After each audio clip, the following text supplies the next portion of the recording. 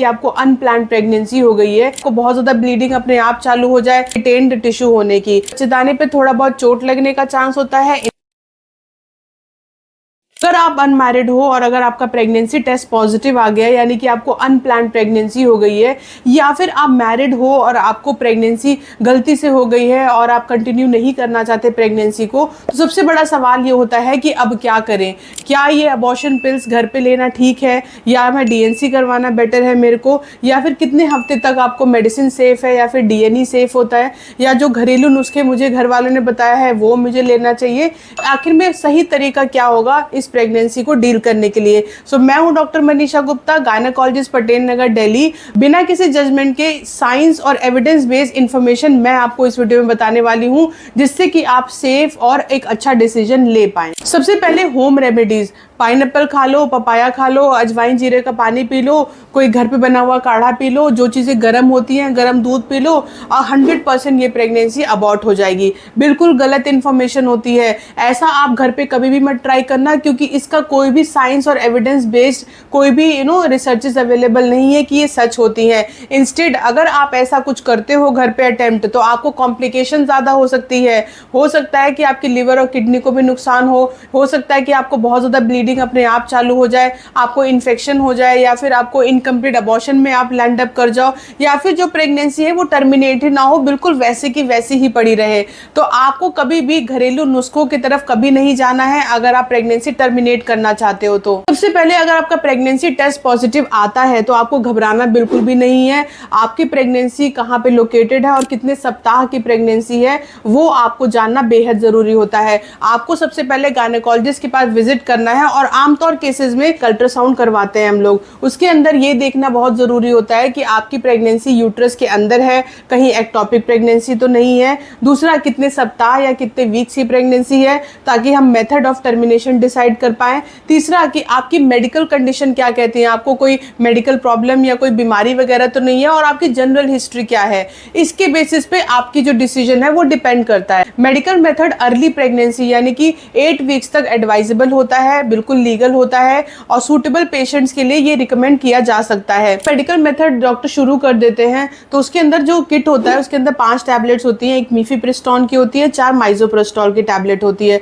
तो जो मीफीप्रिस्टोन की टैबलेट होती है उससे ज्यादा कुछ नहीं होता है, आपको ना ब्लीडिंग होती है, ना क्रैम्प्स होता है, ना कोई नोजिया वॉमिटिंग, कुछ भी नहीं होता है। लेकिन 36 घंटे के बाद जब हम दूसरी टैबलेट्स देना शुरू करते हैं, माइजोप्रोस्टॉल वगैरह, एक्चुअल ब्लीडिंग, पेन, क्रैम्प्स उस टाइम पे आपके शुरू होते हैं। ये ब्लीडिंग आपके 3 से 4 दिनों में काफी ज्यादा हैवी होती है, पीरियड से ज्यादा अमाउंट में होती है, क्रैम्प्स होते हैं, दर्द होता है, क्लॉट्स पास होते हैं, टिश्यू भी इसके साथ निकलता है।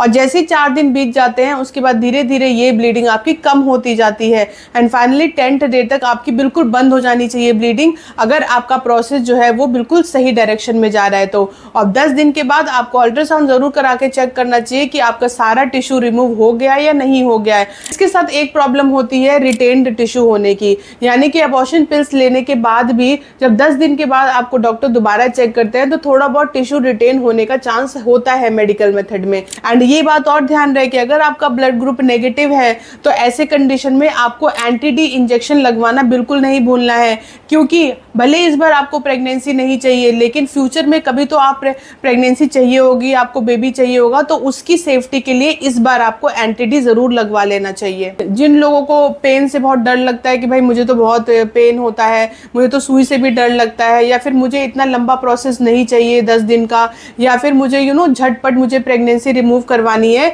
तो उन लोगों को डीएनई वाला प्रोसीजर ऑप्ट करना बेटर होता है। डीएनई प्रोसीजर जो होता है वो ऑपरेशन थिएटर में किया जाता है, स्टेराइल कंडीशन में किया जाता है।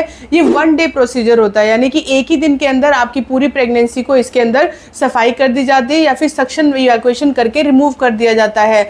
इसके अंदर आपको एनेस्थीसिया दिया जाता है, आपका प्रॉपर एनेस्थेटिक चेकअप होता है, उसके बाद आपको ओटी में ले जाके डीएनई किया जाता है। इसके अंदर रिटेन टिश्यू होने का खतरा बिल्कुल ना के बराबर होता है, लेकिन ये सर्जरी होती है तो इसके अंदर बच्चेदानी पे थोड़ा बहुत चोट लगने का चांस होता है, इन्फेक्शन का चांस होता है, और आपको थोड़ी बहुत इंजरी होने का चांस होता है। वो बहुत ही कम केसेस में होता है, ज्यादा केसेस में बिल्कुल भी नहीं होता, जो हर किसी भी ऑपरेटिव केस के जो कॉम्प्लिकेशंस होती हैं। अब डीएनई का प्रोसीजर कंप्लीट होने के बाद जिस दिन प्रोसीजर आपका हुआ है उस दिन आपको मेक श्योर करना है कि आप बहुत हैवी फूड वगैरह ना खाएं, बाहर का खाना ना खाएं, बिल्कुल सिंपल साफ सुथरा खाना खाएं। और आपको नोजिया वगैरह थोड़ा रहता है उस दिन, तो आपको पानी थोड़ा भरपूर पीना है और रेस्ट करना है 1 से 2 दिन। और अगले 1 हफ्तों में आपको हल्की फुल्की स्पॉटिंग हो सकती है, उससे घबराना नहीं है, पेन नहीं होता है। लेकिन हाँ, कुछ कंडीशंस ऐसी होती हैं जिसमें डीएनई के बाद आपको तुरंत हॉस्पिटल में विजिट करना है अपने डॉक्टर को। पहला कि आपको हर 2-2 घंटे में पैड चेंज करना पड़ रहा है, हैवी ब्लीडिंग हो रही है, या फिर आपको बदबूदार वेजाइनल डिस्चार्ज हो रहा है, या फिर आपको बहुत ज़्यादा एक्सक्रूशिएटिंग पेन हो रहा है जो कि किसी पेन किलर से भी ना ठीक हो रहा हो, आपको चक्कर आ रहा हो, या फिर बेचैनी हो रही हो, या फिर आपको यूरिन में कोई दिक्कत हो रही हो, तो इन कंडीशन में आपको डॉक्टर को तुरंत विजिट करना है। और लास्ट में मैं ये बोलना चाहती हूँ कि आप मैरिड हो या अनमैरिड हो, अबॉर्शन या एमटीपी बहुत ही सेंसिटिव चीज होती है। फिजिकली ड्रेन आउट होते हो, आपके फाइनेंशियल लॉसेस होते हैं, तो इसको कभी भी आप आदत मत बनाइए। अगर आपको प्रेगनेंसी नहीं चाहिए, अपने डॉक्टर से कॉन्ट्रासेप्शन मेथड डिस्कस करिए। बहुत सारे तरीके हैं कॉन्ट्रासेप्शन के, ओरल पिल्स है, इंजेक्टेबल्स है, इम्प्लांट्स हैं, कॉपर टी है, बहुत सारे तरीके आते हैं। तो ऐसे ही प्रेगनेंसी रिलेटेड और वुमेन हेल्थ रिलेटेड वीडियोस के लिए मेरे पेज को जरूर फॉलो करिए। मेरा क्लिनिक है GRG health care, Patel Nagar में। कोई प्रॉब्लम या क्वेरी है तो डायरेक्टली आप मेरे क्लिनिक पे विजिट भी कर सकते हो।